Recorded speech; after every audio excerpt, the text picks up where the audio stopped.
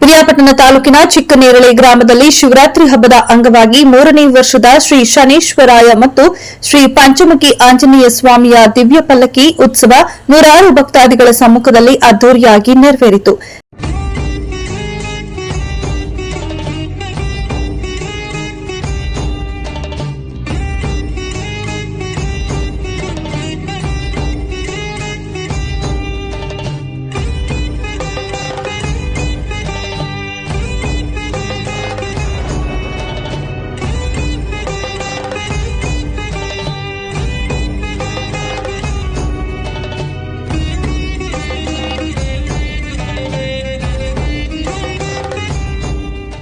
ಚಿಕ್ಕನೇರಳೆ ಗ್ರಾಮದಲ್ಲಿರುವ ಶ್ರೀ 7ನೇ ಶನೀಶ್ವರಾಯ ಸ್ವಾಮಿ ಹಾಗೂ ಶ್ರೀ ಪಂಚಮುಖಿ ಆಂಜನೇಯ ದೇವಸ್ಥಾನದ ವತಿಯಿಂದ ಶ್ರೀ ಶನಿ ದೇವರ ಜಯಂತಿ ಹಾಗೂ ಶಿವರಾತ್ರಿ ಅಂಗವಾಗಿ 3ನೇ ವರ್ಷದ ಪಲ್ಲಕ್ಕಿ ಉತ್ಸವವನ್ನು ಆಯೋಜಿಸಲಾಗಿತ್ತು.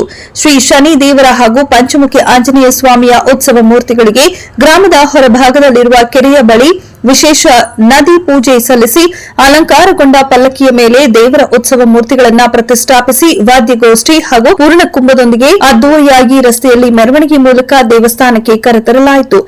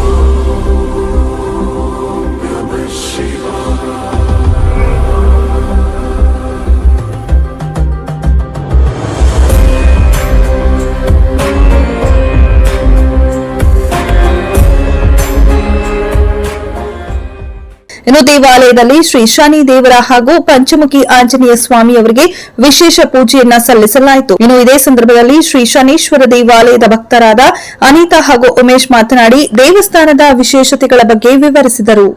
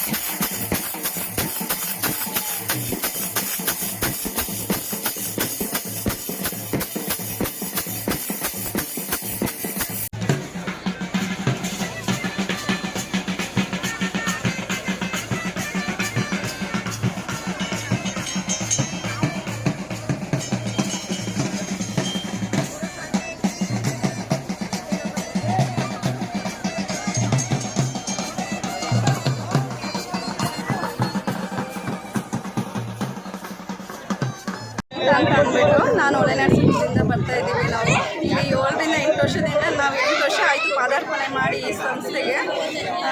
ಇಲ್ಲಿರೋ ದೇವರ ಮೇಲೆ ಅಪಾರ ನಂಬಿಕೆ ಇದೆ ನಮಗೆ ಸ್ವಾಮಿ ಎಷ್ಟು ಒಳ್ಳೇದು ಮಾಡಿದ್ದಾರೆ ಅಂತ ಅಂದರೆ ಹೇಳೋಕ್ಕೆ ಅಸಾಧ್ಯ. ನಮಗೆ 12 ವರ್ಷದಿಂದ ನಮಗೆ ಮಕ್ಕಳಿರಲಿಲ್ಲ, ಅಂಥದ್ರಲ್ಲಿ ಸ್ವಾಮಿ ಪ್ರಸಾದ ತೊಗೊಂಡು ಇಲ್ಲಿ ನಮಗೆಲ್ಲ ಒಳ್ಳೆಯದಾಗಿದೆ.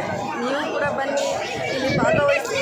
ಸಾವಿರಾರು ಜನ, ಲಕ್ಷಾಂತರ ಜನ ಭಕ್ತಾದಿಗಳು ಬರ್ತಾರೆ, ಅವ್ರ ಕೈಲಾಗಿರೋ ಧನ ಸಹಾಯ ಮಾಡ್ತಾರೆ.